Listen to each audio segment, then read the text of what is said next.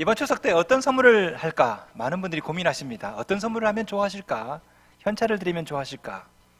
배박스를 드리면 좋아하실까? 많은 분들이 고민하실 텐데요.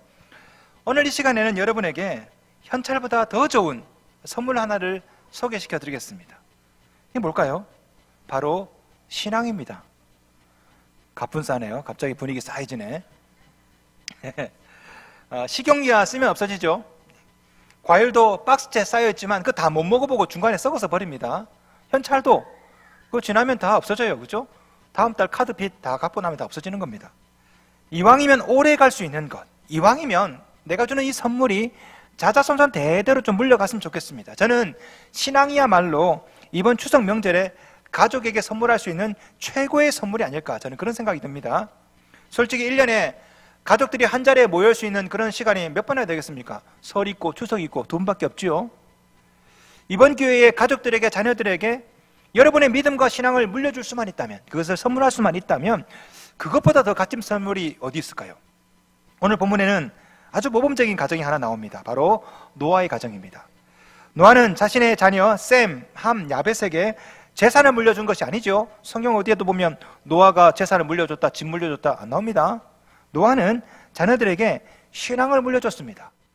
자, 그랬더니 그 덕분에 인류에게 내려졌던 그런 저주가 사라졌죠.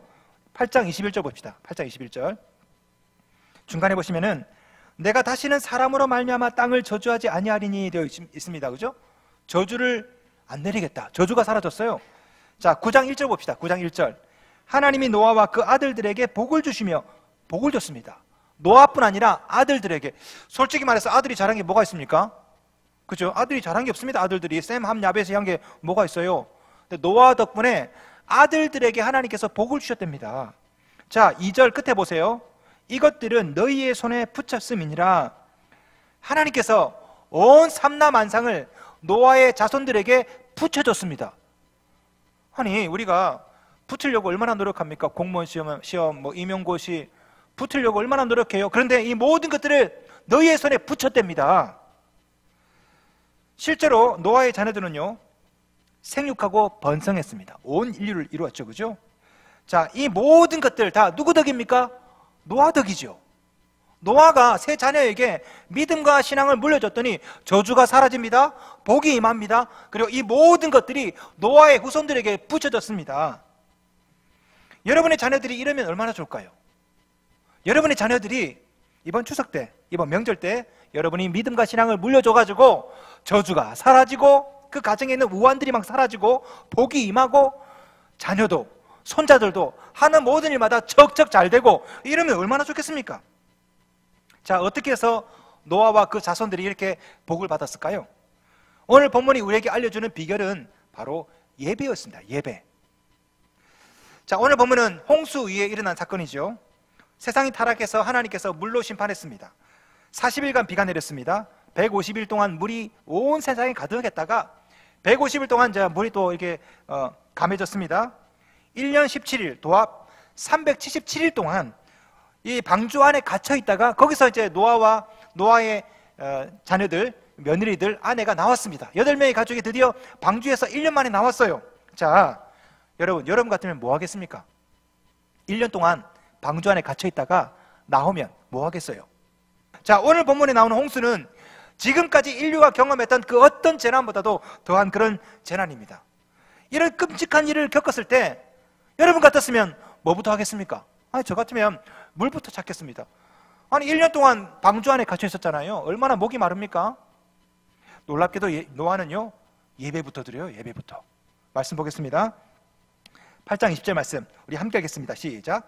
노아가 여호와께 제단을 쌓고 모든 정결한 짐승과 모든 정결한 새 중에서 제물을 취하여 번제로 제단에 드렸더니, 노아는 방주에서 나오자마자 뭐 식수를 찾은 것도 아니고 와이파이를 찾은 것도 아니고 예배를 먼저 드렸어요. 여러분, 하나님께서 노아에게 예배드리라고 명령하셨을까요?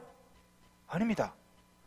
하나님께서는요, 노아에게 방주에서 나오라고 명령하셨습니다. 말씀 보겠습니다. 8장 15절 16절 보세요. 하나님이 노아에게 말씀하여 이르시되 너는 내 아내와 내 아들들과 내 며느리들과 함께 방주에서 나오고 끝. 하나님께서 노아에게 말씀하신 명령은 방주에서 나오라는 거였습니다. 그런데 노아는요, 나오자마자 하나님께서 시키지 않았던 제사, 예배부터 먼저 드립니다. 한번 생각해 보십시오. 이 방주에서 나오자마자 얼마나 충격을 받았을까요? 지금 377일 동안 방주 안에 있습니다. 창문은요, 하늘로 향해 있어요. 온 세상에 홍수가 났을 때 방주는 그걸 못 봤습니다. 어떻게 세상이 망하는지. 왜? 창문은 위로가 있기 때문에.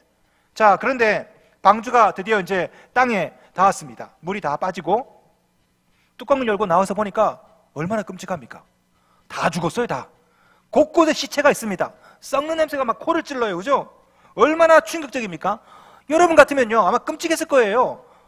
그런데 노아는요, 예배드립니다. 경황이 없었을 텐데 예배부터 드려요. 작년 11월 달에 기억나십니까? 작년 11월 15일 경북 포항에서 5.4, 5.5에 지진이 있었습니다. 지진. 그때 우리나라가 완전 패닉 상태였죠. 사람들이 거리로 막 쏟아져 나오고 카카오톡 마비가 되고 뭐 다음, 네이버 다 서버가 다운되고 심지어 119 그 전화까지 다운됐습니다. 119가 안 됐어요. 왜냐하면 수천 통이 막 갑자기 전화가 몰려오니까 우리나라가 완전하게 패닉 상태였어요. 지진 하나 나가지고. 그때 만약에 누군가가 태연하게 예배를 드리고 있다면 그거 얼마나 이상합니까? 막 땅이 막 흔들리고 사람들은 쏟아져 나오는데 자 예배 드리자. 그렇다면 여러분 얼마나 그 광경이 이상하겠습니까? 오늘 본문이 그런 거예요. 지진보다 홍수보다 태풍보다 더한 그런 재난을 무려 377일 동안 겪었습니다. 그런데 노아는 나오자마자 예배드리자, 예배를 드리는 거예요. 여러분 이 말씀을 성경이니까 뭐 그러려니 하지만 이것이 여러분 일이라 생각하면 되게 이상한 겁니다. 더군다나 노아가 하나님께 제일 먼저 드렸던 제물이 성경 말씀 보시면요, 정결한 짐승과 정결한 새라고 합니다. 자, 이게 뭘까요? 이 원어를 보니까 먹는 가축이랍니다. 집에서 기르는, 그러니까 못 먹는 음식이 아니라, 못 먹는 그런 동물이 아니라 먹는 가축. 이 방주 안에는 여러 가지 동물이 있었겠죠, 그죠? 박쥐도 있고 뭐 정갈도 있고 뭐 별의별 게 다 있을 거 아닙니까? 그런데 노아는 그 많은 동물들 중에 하필이면 자기가 먹어야 될 그런 가축을 하나님께 예배로 드려요. 성경 말씀 보시면 정결한 짐승이라 나와 있습니다. clean animal. 그냥 아무 짐승이 아닙니다. 짐승들 중에 제일 성한 놈. 여러분이 만약에 노아라 생각한다면 이왕 뭐 태워서 드릴 거 뭐 한 1년 동안 거기 안에 이렇게 짐승들이 있다 보면은 약해진 놈 있을 거 아닙니까? 다리가 막 후들후들 한다든지. 이왕이면 그런 놈 잡아서 어차피 불에 태울 거니까 그런 놈 잡아서 제사 드려도 돼요. 그런데 노아는요, 거기 안에 있는 동물들 중에 제일 깨끗한 놈, 제일 튼실한 놈, 이 놈을 잡아서 하나님께 드리는 거죠. 이 대단한, 보통 믿음입니까, 여러분? 아니, 노아는 지금 이 동물들을 지금 교배시켜가지고 새끼를 치게 만들어서 번식시켜야 됩니다. 그래야 먹고 살죠. 그런데 노아는요, 내일을 생각하지 않습니다. 제일 튼실한 놈을 잡아서 하나님께 제사를 드리는 겁니다. 노아는 자기의 목숨보다도, 자기 후손들의 목숨보다도 일단 하나님이 먼저예요. 하나님이 먼저. 이 짐승 드리고 나면 뭘 먹고 살까? 이게 아닙니다. 하나님 먼저예요. 하나님 먼저. 일단 하나님께 예배 드리고 그 다음에 생각하는 거죠. 여러분 자 보십시오. 이걸 지금 누가 보고 있습니까? 자녀들이. 셈, 함, 야벳, 이 세 자녀가 이걸 가만히 보고 있는 거죠. 여러분, 이것보다 더 큰 신앙의 교훈이 어디 있습니까? 이 모습을 보고 자랐던 셈의 후손으로 누가 옵니까? 아브라함이요, 하는 행동을 가만히 보면 노아하고 비슷해요. 하나님 말씀에 순종하고 어딜 가나 제단 쌓고. 누구한테 배운 겁니까? 아버지, 할아버지, 증조 할아버지. 노아의 신앙이 셈에게, 후손에게 계속 물려졌다가 아브라함에게 와서, 그리고 이 아브라함에게 누가 옵니까? 다윗이. 그 후손으로 누가 옵니까? 메시아가. 노아는 자녀들에게 이렇게 예배를 통해서 믿음과 신앙을 물려준 거죠. 자녀는 부모의 앞모습보다 뒷모습을 보고 자랍니다. 그거 아십니까? 부모가 자녀에게 이렇게 살아라 저렇게 살아라 그렇게 말하죠, 그죠? 그러나 사실 자녀는 여러분의 입술이 아니라 여러분의 삶을 통해서 보고 배워요. 요즘 자녀들이 스마트폰 중독 때문에 참 고민입니다, 그죠? 우리 자녀들이 날마다 스마트폰을 봐요. 그런데 정보통신정책연구원이라는 데서 조사를 했습니다. 자녀들의 스마트폰 실태하고 부모들의 스마트폰 사용 실태를 조사했더니 아주 귀한 것을 하나 발견했는데, 그게 뭐냐면은 자녀들 중에 스마트폰에 중독되어 있는 부모들을 가만히 조사하니까 부모들도 그랬대요. 부모들이 스마트폰을 많이 쓰는 부모 밑에 반드시 스마트폰을 많이 쓰는 그런 자녀들이 나오더라. 이게 조사의 결과입니다. 여러분 자녀가 스마트폰에 빠졌습니까? 어쩌면 여러분도 그런 거 아닙니까? 혹시 여러분 자녀가 공부 안 합니까? 혹시 여러분도 혹시 공부 안 하는 거 아니에요? 부모가 책을 안 보는데 어떻게 자녀가 책을 보겠습니까? 어쩌면 우리 자녀의 믿음 생활, 신앙 생활도 혹시 자녀가 문제가 아니라, 친구가 문제가 아니라, 주일학교 선생님이 문제가 아니라 여러분 아닙니까? 우리 아닐까요? 집사님, 권사님, 장로님들 교회 와서 예배 잘 드립니다. 예배 끝나고 목사님의 축도가 다 끝나면 그걸로 예배 끝 아닙니까 혹시? 집에 가서 여러분 예배 드리세요. 어쩌면은 우리가 집에 돌아갔을 때 집에 가자마자 TV를 딱 틀으면서 드라마를 보고 있고, 아니면 핸드폰을 막 하고 있고, 아니면 밥 먹을 때 교인들 막 흉을 보고, 이 모습을 지금 누가 봅니까? 자녀들이 보잖아요. 자녀들은 여러분이 얼마나 예배를 열심히 드리는지 본 적이 없습니다. 왜? 예배당에서 같이 예배 안 드리니까. 자녀들은 뭘 봤습니까? 여러분이 집에 들어오는 순간에 TV 켜는 걸 봤고, 침대에 소파에 누워가지고 핸드폰 하는 걸 봤고, 식사 자리에서 담임 목사 흉 보고 교인들 흉 보는 거 다 보고 자랐어요. 자녀들이 뭘 배워요? 뭘 배우시냐고. 자, 노아의 가정을 볼까요? 노아는 자녀들에게 야, 교회 나와라, 목사님 말씀 잘 들으라 가르친 적이 없습니다. 이렇게 해라 저렇게 해라 한 적이 없어요. 그럼에도 불구하고 자녀들은요, 노아의 말에 절대 순종이에요. 말씀을 가만히 봅시다. 자, 홍수가 시작되었습니다. 하나님께서 노아와 아들들, 며느리들 함께 방주로 들어가라 명령하셨죠, 그죠? 그런데 7장 7절을 보시면요, 노아가 아들들과 아내와 며느리들에게 방주에 들어갑시다 할 때 한 사람도 반대하는 사람이 없습니다. 다 따라 들어가요. 7장 7절 봅시다. 7장 7절 함께 읽겠습니다. 시작. 노아는 아들들과 아내와 며느리들과 함께 홍수를 피하여 방주에 들어갔고, 자, 노아가 그냥 먼저 방주에 들어갔죠. 노아가 방주에 들어가니까 가족들도 따라서 아무런 저항 없이 들어갑니다. 한 사람도 이의를 제기한 사람이 없어요. 자, 보세요. 홍수로 이 세상이 망한다, 이 이야기를 누가 들었습니까? 노아 한 사람. 아내도 들은 적이 없습니다. 아들들도 들은 적이 없습니다. 며느리들도 들은 적이 없어요.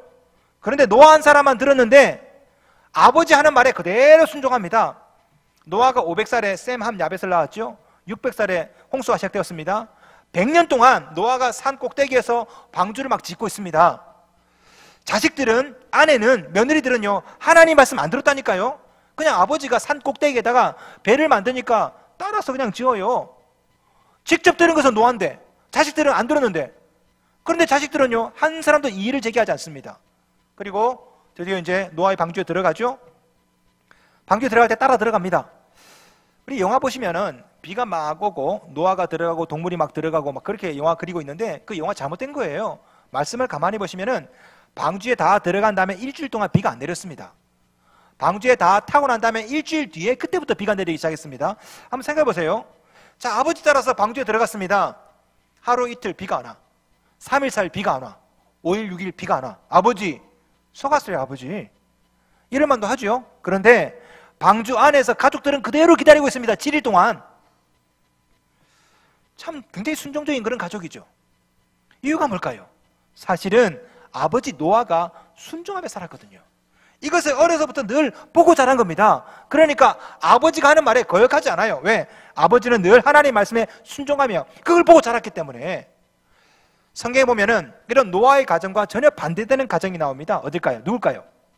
바로 롯입니다. 롯. 이 롯이요, 어느 날 천사를 통해서 이 롯이 살고 있는 소돔 고모라에 하나님의 심판이 임한다는 그런 얘기를 들었습니다. 자, 롯이 사위들에게 갑니다. 야야, 이 소돔 고모라 망한다더라, 빨리 나가자. 그때 사위들이 장인 롯에게 뭐라 말한 줄 아십니까? 성경 보시면 이렇게 말해요. 그의 사위들은 농담으로 여겼더라. 천사가 답답해가지고 한 번 더 재촉합니다. 야, 그러지 말고 빨리 가자. 그런데 롯은요, 천사의 말을 농담으로 여겨요. 19장 16절 보시면 창세기. 그러나 롯이 지체하매.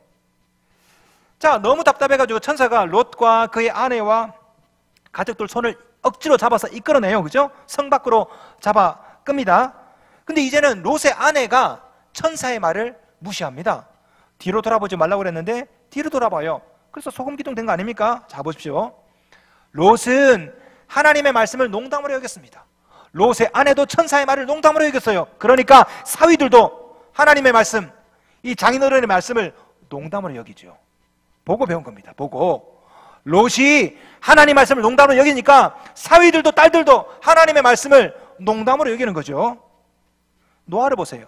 노아는 하나님의 말씀에 순종합니다. 그랬더니 자녀들도 당연하게 하나님 말씀, 아버지 말씀에 순종하는 거 아닙니까? 보고 배운 거고요.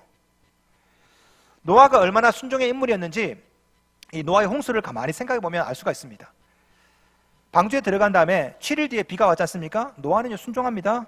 7일 사이에 얼마나 고민이 많았을까요? 내가 잘못 들었나? 내가 100년 동안 배를 지었는데 이거 잘못 만든 건가? 하지만 노아는 순종해서 계속 7일 동안에 비가 올 때까지 기다립니다. 자, 150일 동안 비가 와서 온 세상에 물이 가득 찹니다. 그리고 150일 동안 이제 물이 드디어 이제 감해지죠, 그죠? 11월 27일 날 그때 노아가 비둘기를 날려 보냅니다. 비둘기가 나갔다가 돌아오지를 않아요, 그죠? 자, 이제 온 세상에 이제 물이 다 이제 빠진 거죠, 그죠? 그런데 11월 27일부터 1월 1일까지 무려 한 달 동안 노아는 방주 밖으로 나오지 않아요. 자, 1월 1일 날 방주 뚜껑을 열어서 봅니다. 보니까 다 물이 빠졌어요. 그럼 나오면 되죠, 1월 1일 날. 그런데 2월 27일까지 노아는 방주 안에서 안 나옵니다. 무려 57일 동안 방주 안에서 기다리고 있어요. 자, 생각해 보십시오. 57일 동안 그 방주 안에 있을 때 가족들이 뭐라고 했을까요? 아버지, 나갑시다.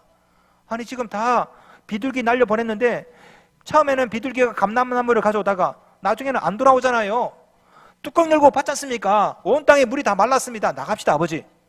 이 노아가 안 된다. 하나님이 나오라고 말한 적이 없다.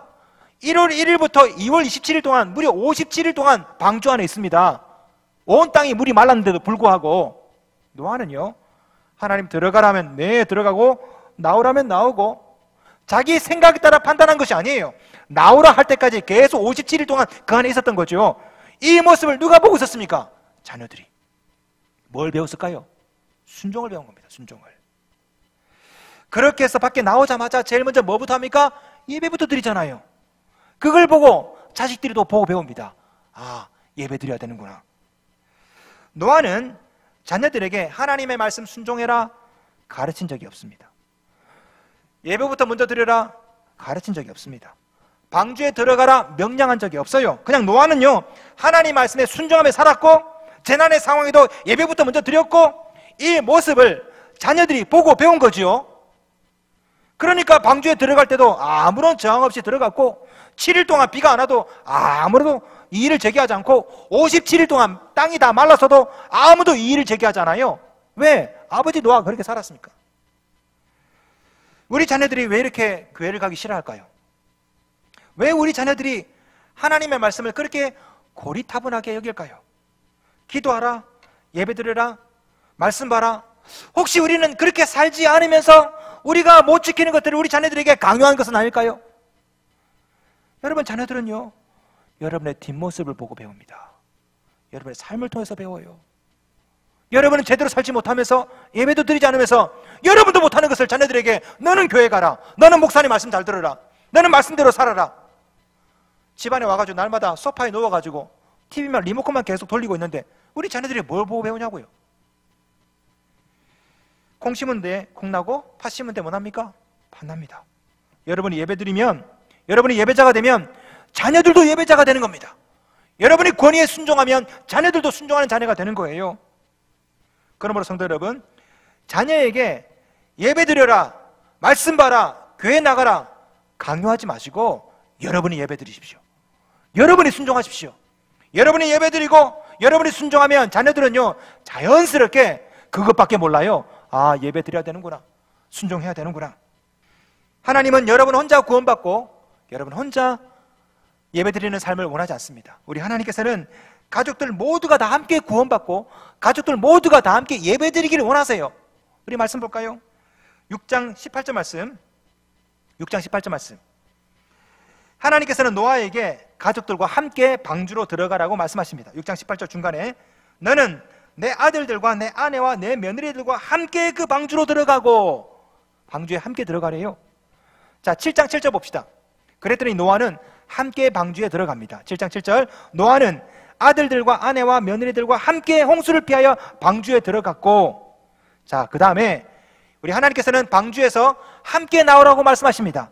8장 16절 너는 내 아내와 내 아들들과 내 며느리들과 함께 방주에서 나오고, 그랬더니 노아는 함께 방주에서 나옵니다. 8장 18절 말씀 노아가 그 아들들과 그의 아내와 그 며느리들과 함께 나왔고, 말씀 보세요. 노아 혼자가 아닙니다. 함께예요. 성경 말씀 보시면 아들들과 아내와 며느리들과 함께 세트로 항상 함께 들어가고 함께 나가고, 노아와 그의 가족들은 방주에 함께 들어갑니다. 구원을 받기 위해서 함께 들어간 거예요. 방주에 들어간 다음에 홍수가 다 끝나고 방주에서 가족과 함께 나옵니다. 예배 드릴 때 함께 예배 드린 것입니다. 오늘날 하나님께서 여러분 가정에 원하시는 것이 바로 이거 아닐까요? 여러분 혼자 구원의 방주 들어오는 것 아닙니다. 함께, 여러분 가족과 함께, 자녀와 함께 예배 드리는 것, 이것도 여러분 혼자가 아니에요. 가족과 함께, 다 함께, 그 아들과 그의 아내와 그 며느리들과 함께, 이게 하나님이 원하시는 거죠. 가족 모두가 다 함께 구원의 방주에 들어오십시오.